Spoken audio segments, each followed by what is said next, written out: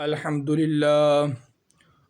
لله رب العالمين والصلاة والسلام على سيد الأنبياء والمرسلين أما بعد فأعوذ بالله من الشيطان الرجيم بسم الله الرحمن الرحيم قال الله تبارك وتعالى في القرآن المجيد والفرقان الحميد إن الله وملائكته يصلون على النبي يا أيها الذين آمنوا صلوا عليه وسلموا تسليما اللهم صل على سيدنا ومولانا محمد وعلى آله وأصحاب سيدنا ومولانا محمد وبارك وسلم وصلوا علیہ۔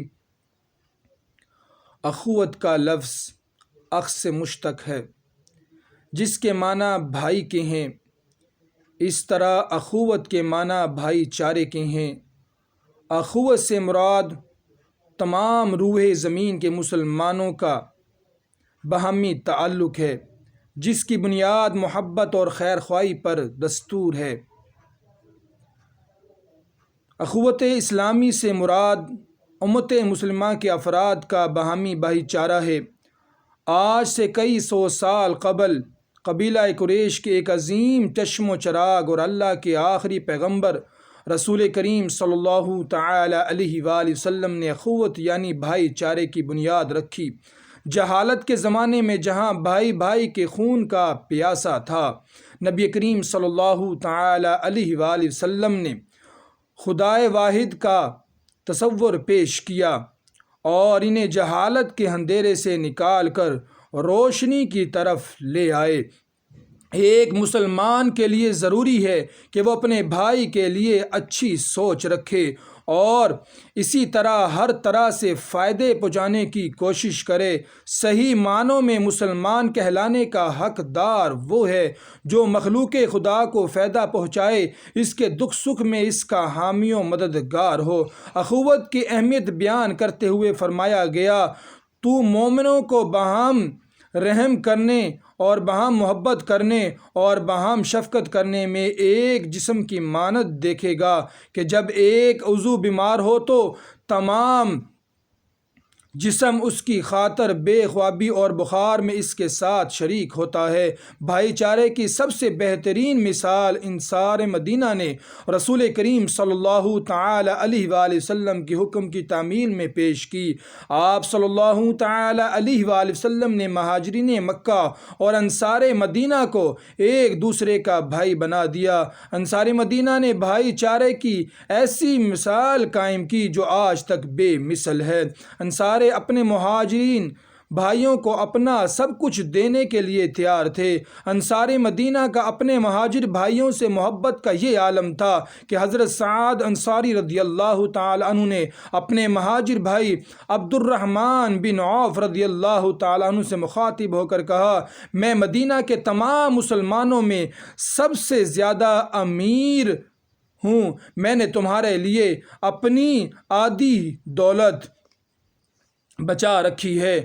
عبد الرحمن بن عوف رضی اللہ تعالیٰ عنہ نے جواب میں بس اتنا کہا، اللہ تعالیٰ آپ کی دولت کو آپ کے لیے سازگار بنائے، مجھے یہ نہیں چاہیے۔ آپ اگر میرے لیے کچھ کر سکتے ہیں تو بس اتنا کر دیجئے کہ مجھے راستہ دکھا دیجئے۔ اللہ تعالیٰ کا ارشاد ہے کہ بے شک تمام مسلمان آپس میں بھائی بھائی ہیں، بس تم آپس کے معاملات درست کر لو اور اللہ تعالیٰ سے ڈرو تاکہ تم پر رحم کیا جائے۔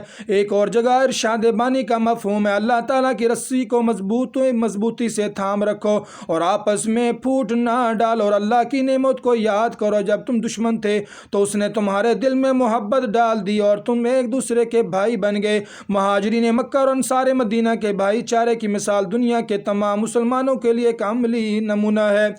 حضور نبی کریم صلی اللہ تعالی علیہ وآلہ وسلم نے فرمایا، اللہ کے بندوں کچھ لوگ ایسے ہیں جو نہ تو پیغمبر ہیں اور نہ ہی شہید، لیکن ان کی قسمت پر انبیاء اور شہداء بھی رش کریں گے۔ صحابہ کرام علیہم رضوان رضی اللہ تعالیٰ عنہ نے پوچھا کہ یا رسول اللہ صلی اللہ تعالیٰ علیہ وآلہ وسلم وہ کون لوگ ہیں؟ آپ صلی اللہ تعالیٰ علیہ وآلہ وسلم نے جواب دیا یہ وہ لوگ ہیں جو بغیر کسی غرض کے محض اللہ کی رضا کی خاطر ایک دوسرے سے محبت کرتے ہیں۔ اللہ کی قسم ان کے چہرے چمک رہے ہوں گے اور وہ بلند مرتبے پر ہوں گے، انہیں کوئی نہ ڈر ہوگا جبکہ لوگ ڈر رہے ہوں گے، اور انہیں کوئی غم نہ ہوگا جبکہ لوگ غم زدہ ہوں گے۔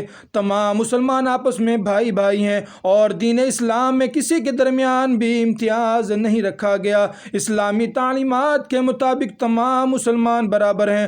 رسول کریم صلی اللہ تعالی علیہ وآلہ وسلم نے اس بات کو واضح طور پر فرمایا، اے لوگو تمہارا رب ایک ہے اور بے شک تمہارے بڑے ایک تھے۔ خبردار، عربی کو تمہارے عجمی پر اور نہ عجمی کو عربی پر، اور سرخ کو سیاہ پر اور سیاہ کو سرخ پر کوئی برتری نہیں۔ بے شک اللہ کے نزدیک تم سب سے زیادہ عزت والا وہ ہے جو تم میں سب سے زیادہ پرہیزگار ہے۔ آج کے معاشرے میں خاندان، قبیلے اور قوم کی تخصیص نے اولاد آدم کو بے شمار فرقوں میں بانٹ دیا ہے، اور ایک فرقہ اپنے آپ کو دوسرے فرقوں سے بلاتر سمجھتے ہوئے ان کی تمام اچھی باتوں سے بھی منحرف ہو جاتا ہے، اور انہیں فرقوں پر بنیاد آج مسلمان ہی مسلمانوں کے خلاف ہے۔ ایک وقت تھا جب مسلمان تمام دنیا پر حکمرانی کرتے تھے اور ہر طرف ان کے دل کا ڈنکا بجتا تھا۔ بہت سے مسلمان حکمرانوں نے اسلام کی سربلندی کے لیے کام کیا اور لوگوں کی فلاح و بہبود کے لیے کوشاں رہے۔ تاریخ گواہ ہے کہ جب تک مسلمان قرآن و سنت پر عمل پیرا ہو اور متحد رہے، دنیا میں معزز رہے، مگر جیسے ہی انہوں نے قرآن کی تعلیمات سے منہ موڑا اور منتشر اور زوال پذیر ہو گئے۔ قرآن حکیم میں ارشاد کا مفہوم ہے، بے شک اللہ کی قسم قوم کی حالت بدلتا بے شک اللہ کی قسم قوم کی حالت نہیں بدلتا جب تک کہ وہ خود اپنے آپ کو نہ بدل ڈالیں، اور جب اللہ کسی قوم کو برے دن دکھانے کا ارادہ فرماتا ہے تو پھر اسے کوئی ٹال نہیں سکتا، اور اللہ کے سوا ایسوں کا کوئی بھی مددگار نہیں ہو سکتا۔ آج کی نوجوان نسل اسلام سے بہت دور جا چکی ہے۔ وہ اس دنیا کی ظاہری رنگینی میں کھو کر اپنے واحد خالق و مالک سے بہت دور ہوتے جا رہے ہیں۔ انہیں اس بات کا اندازہ ہی نہیں کہ وہ کتنی بڑی گمراہی میں مبتلا ہو چکے ہیں اور اپنی دنیا و آخرت کو داؤ پر لگائے ہوئے ہیں۔ اللہ تعالی ہم سب کو اپنی مخلوق کی خدمت کرنے، ان کے ساتھ بھلائی کرنے اور ان کے دکھ سکھ میں شریک ہونے کا جذبہ عطا فرمائے۔ اللہ تعالی ہمیں قرآنی تعلیمات پر عمل پیرا ہونے اور رسول پاک صلی اللہ تعالی علیہ وآلہ وسلم کے نقش قدم پر چلنے کی توفیق عطا فرمائے۔ آمین بجاہ النبی الامین صلی اللہ تعالی علیہ وآلہ وسلم۔